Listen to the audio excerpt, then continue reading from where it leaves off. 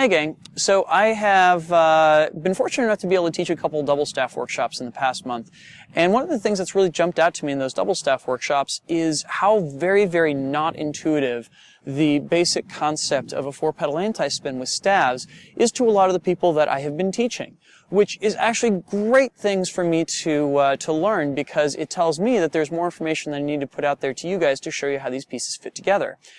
So we're going to devote an entire video today to different tricks and tips for how to get through these basic 4-pedal anti-spins. And I mean this specifically in a place where we're exercising a grip, because I see a lot of people fixing the problems that they happen to have in performing their anti-spins by doing it with finger spinning. And I, of course, prefer not to do finger spinning as I'm doing my anti-spins. So let's dive into that. First and foremost, the absolute biggest thing that I see people doing is having this misconception that as they're performing anti-spin, both ends of the staff should be in front of the body at all times. Really, you should be thinking of it as not that terribly different from performing a standard reel. That is a 1-beat wherein the thumb end is performing a circle in front of the body and the pinky end is performing a circle behind the body. In a lot of cases, what I see people do is, as they are, say if we start here from this position where the thumb is pointed straight up, as we go out to the side, a lot of them want to stick that pinky end in front of their arm. And, you know, that's totally a natural assumption to make. After all, getting to this point doesn't feel that terribly uncomfortable. It seems pretty intuitive. And more than that, it means that the audience gets to see both ends of the staff at all times, right? The only problem is that it sets you up in this place where you either have to do a really, really awkward kind of reach through your elbow, which is not going to happen if you've got longer staves, or it inevitably means that you have to do it as a behind the head move. If you don't want to use either option, and granted, you can use both of those options, that is 100% allowed. The other way you can look at it is to see it as bringing up that pinky end always behind your elbow. Like, you should be able to kind of tap on your elbow joint itself at the pinky end of your staff. More than that, as you're bringing your arm up, it should be oriented in such a way that your palm would be pointed down towards the ground, as though you were going to like summon some force from the earth itself, right? So as we go into the first step of the anti-spin here, my thumb end pointed up, I'm going to let my thumb end kind of push it away from me out to the side. And as that happens, I want to make sure that my pinky end is coming up behind my arm such that it is hidden from my audience, right? Now the next part, just as difficult, just as counterintuitive. A lot of folks, when I tell them, okay, now bring your thumb end back, they want to do it in an in-spin fashion, because it doesn't seem very natural to pull the staff in like this, mainly because it's not. It is kind of an uncomfortable position that you just kind of have to train your arm into doing. Some quick tips on how to make that happen. Just as when we started off down below, we can kind of push the thumb end out to get to our first position, we can also do the same here, where we grab the pinky end above our arm and kind of yank it straight up above us. As we do that, what we want to make sure that we're doing is, rather than letting the thumb end come up with it, the thumb end should trail down below the hand. Ultimately, we should get to this position right here, where if I'm holding onto my pinky end, my hand and thumb end are kind of hanging down below it.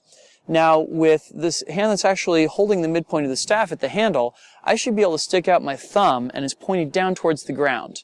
Another way you can think of this is almost imagine that you're going to like create like a little swan or something with your arm as it's coming up. You almost want to pull it back in like this. For those of you guys who went to PEX Summer Festival that year, it is the PEX Extend salute. That's right. So pulling it in, you want to wind up thumb down, pinky pointing towards the sky, right? This is really, really, really uncomfortable. No matter how long you've been doing it, there is a little discomfort involved in this, and more than likely you're going to be exercising some forearm muscles in the process. Now the good news is if you get to this point, you're already through the toughest part of it. Again, here all you have to do is touch that thumb end and woo, send it out away from yourself.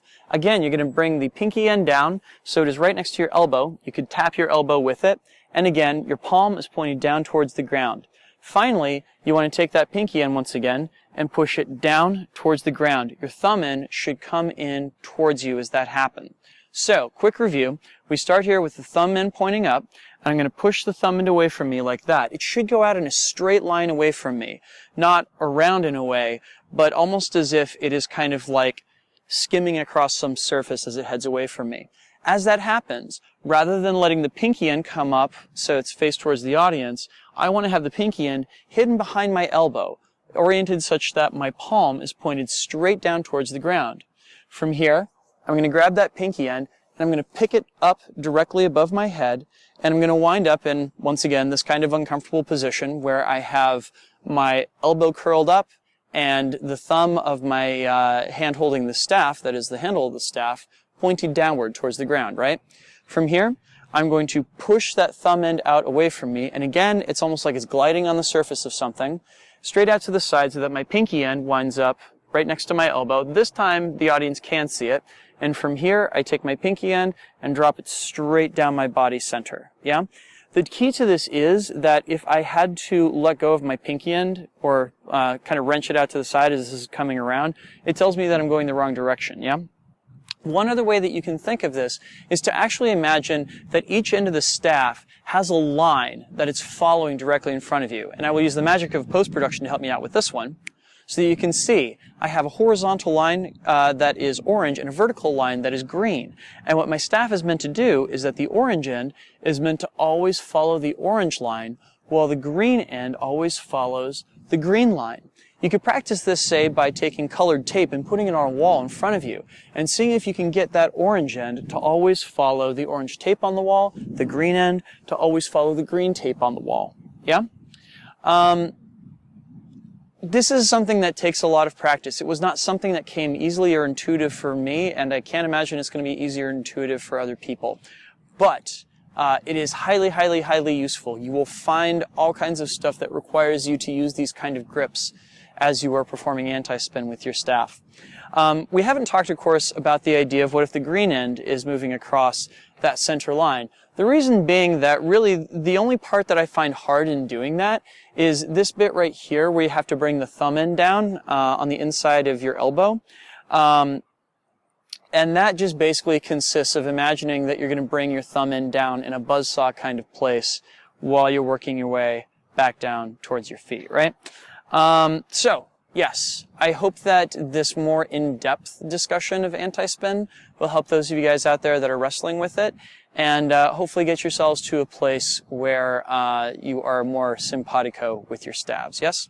Thank you all for watching, and I'll be back with another tutorial for you in 2 weeks. Peace. This video right here exists thanks to the wonderful support of these folks right here. They found me at patreon.com/DrexFactorPoi and were kind enough to make a contribution to continue my efforts to create educational flow arts content for people all over the world. If you or someone that you know has learned something from one of the videos that I've put out there, please consider going to patreon.com/DrexFactorPoi or DrexFactor.com/support and making a small contribution to helping me continue this effort, putting out educational videos to people the world over and teaching them about the love of flow arts. Thank you in advance.